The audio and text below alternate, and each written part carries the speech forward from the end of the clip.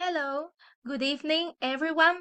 My name is Lineis del Carmen Altamar Garcia. I am a student in the program of Bachelor's Degree in Foreign Languages with emphasis in English. My research is phonetic perception of the sound TH in English among students in grade 301. Diagnosis and methodological proposal to strengthen their learning. City, Cartagena, Bolívar, December 2025.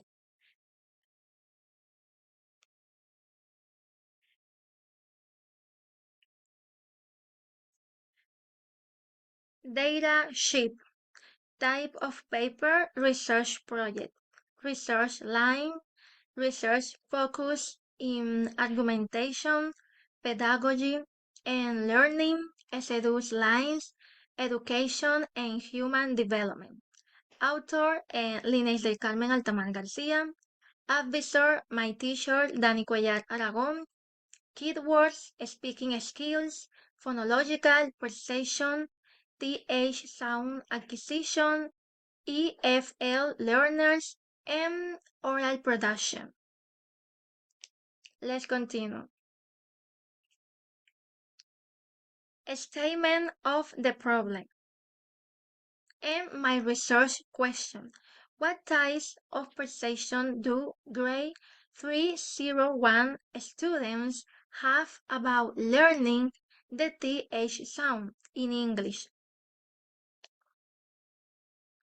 The main difficulty lies in the systematic substitution of the TH sound with T, D, or S words, which affect students' intelligibility and confidence. The problem stems from the perception of the phoneme as strange or unnecessary, and from the lack of explicit phonetic strategies in the classroom.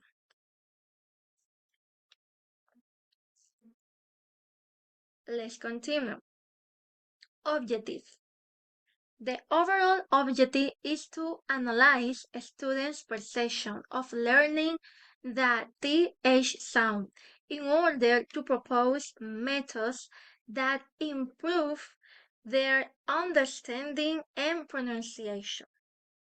Specific objectives include identifying attitudes toward the sound, describing difficulties in its production, and evaluating the effectiveness of teaching strategies in boosting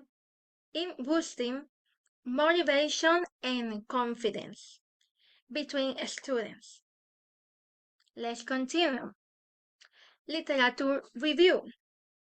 My literature review is divided in three categories. Category number 1, theoretical framework. Category number 2, empirical studies. Category number 3, empirical studies, local context, and another international context. Let's continue. It is based on Ausubel meaningful learning and Vygotsky social mediation and zone of proximal development, emphasizing the need for explicit instruction, feedback, and communicative practice. Let's continue. Next slide. International studies agree that the goal is intelligibility rather than native-like perfection, and that motivation increases with dynamic and corrective strategies. In the local context, there is a lack of research and predominance of substitution, which reinforce the need for pedagogical innovation in the classroom. of course. Let's continue with my next slide. Methodology. My methodology of my research proposal is divided in oral production, speaking skills with instruments, and English as a foreign language, and TH sound acquisition.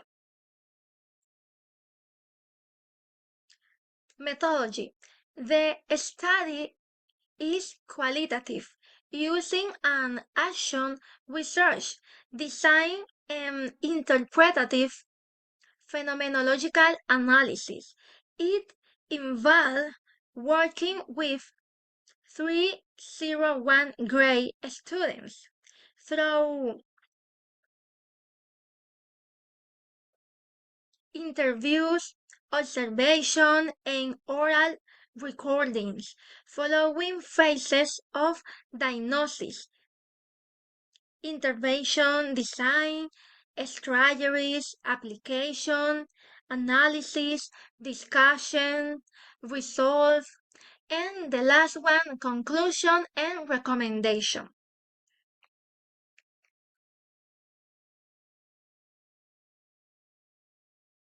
Let's continue.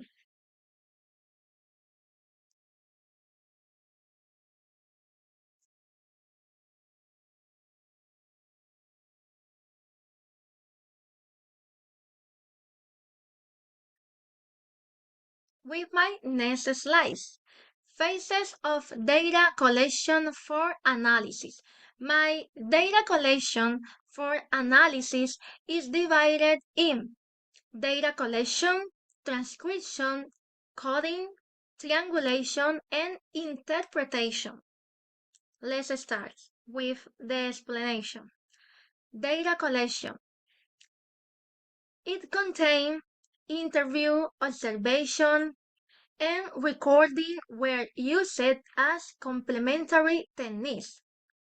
This diversity of source ensures a broad view of the student experience, capturing both explicit discourse and contextualized behaviors and production.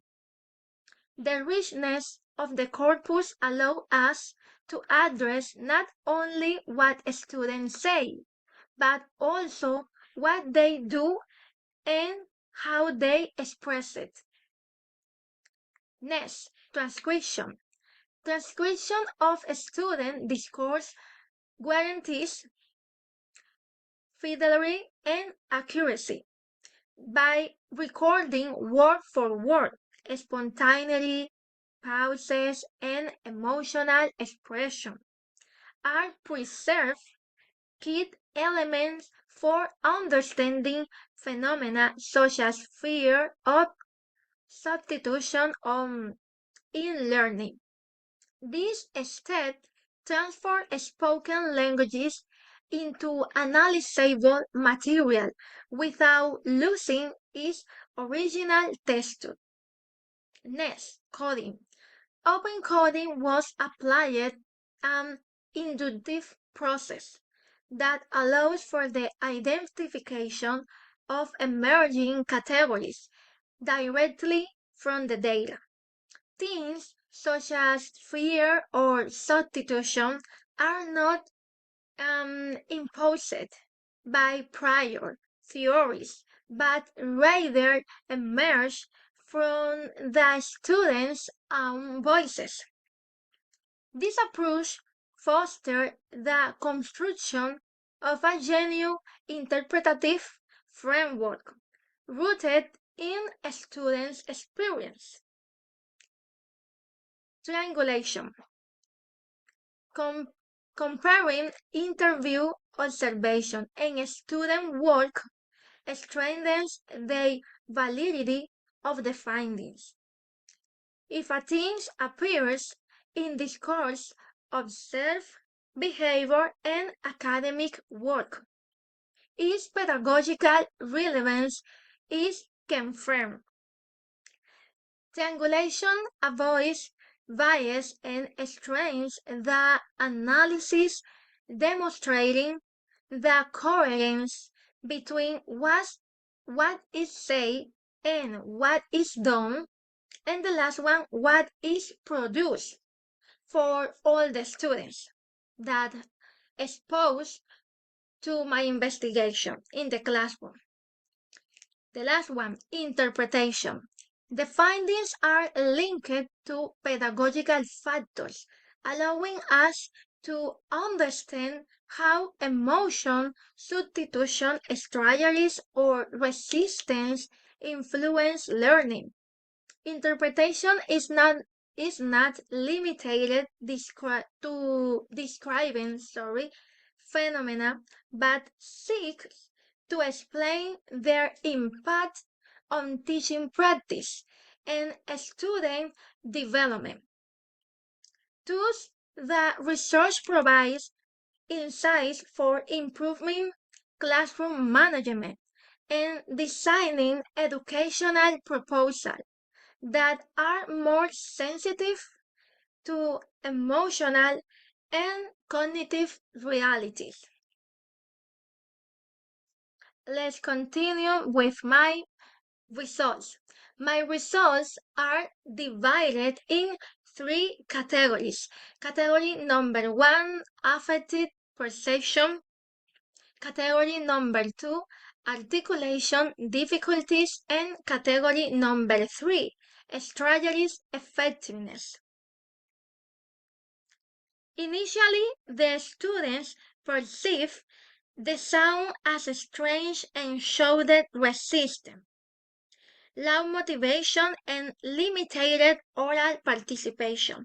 After the intervention with phonetic games, interactive videos, and digital flashcards, greater acceptance, curiosity, and confidence were observed along with improvement in the articulation of the th sound and more active participation.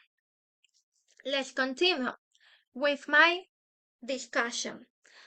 My discussion is divided in 5 points: perception, social context, interference, pedagogy, and impact, the last one. Discussion: negative perception as a variant can forming theories about affective filters, playful and technological intervention. Proof more effective than isolated technical instruction as it reduces fear of making mistakes and strengthen communicative self-efficacy.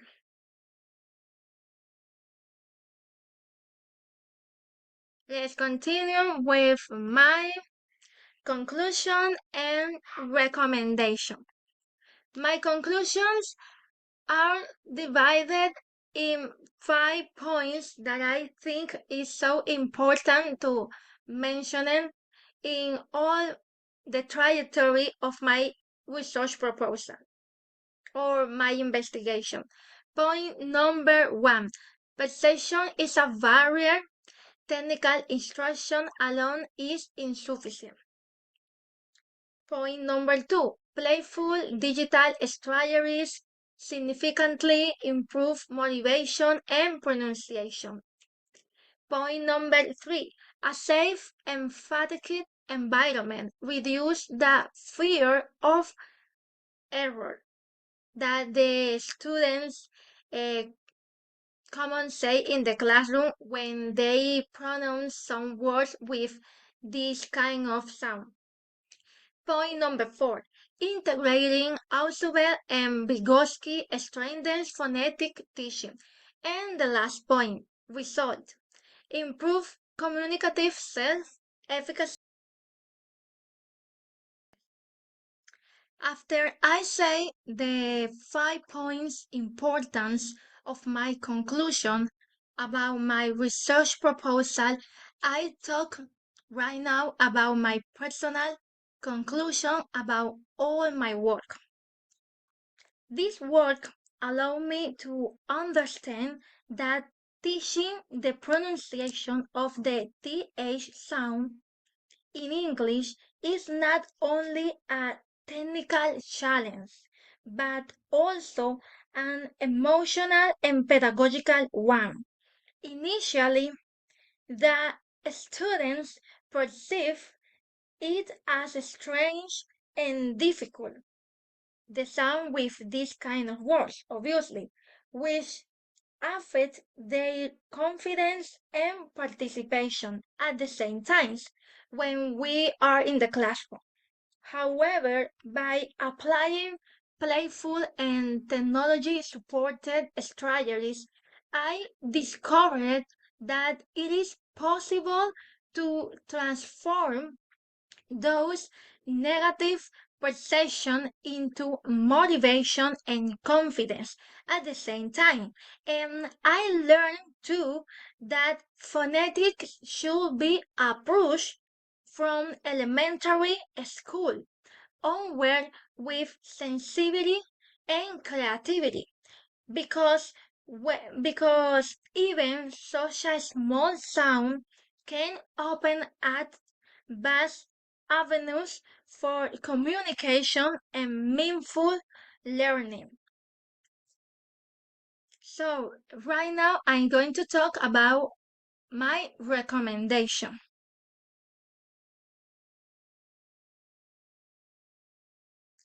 It is recommended that future pedagogical intervention continue to strengthen the teaching of phonics in primary school through explicit, playful, and technology-based strategies that link the learning of TH sound with meaningful experience for students. Research has shown that the absence of this phoneme in the Spanish phonological system leads to substitution and negative perception, making necessary to design activities that reduce anxiety and increase motivation a lot, such as games, role-playing, interactive videos, and digital flashcards. Furthermore, it is suggested that teachers integrate constant feedback and collaborative work, drawing on theoretical frameworks such as Ausubel meaningful learning theory and Vygotsky sociocultural mediation theory, so that students can internalize the sound progressively and confidently. Finally, it is recommended that educational institutions include the systematic teaching of pronunciation within their lesson plans, aligning it with national bilingual policy, so as to guarantees a comprehensive education that strengthens students' fluency, confidence, and oral participation from the earliest stage of learning English. That is all my conclusions from my all my investigation and recommendation at the same time. Let's continue with my bibliographies reference. These were the references I worked with throughout my research, from phase 1 to the final phase, and they validated and support my entire investigation that I mentioned before. And for finally, to conclude my research, I want to thank the professors at UNAT for their constant support and feedback on my work, as this will help me grow both personally and professionally at the same time. Thank you so much. That is all. Thank you for supporting me and for hearing all my presentation. Thank you.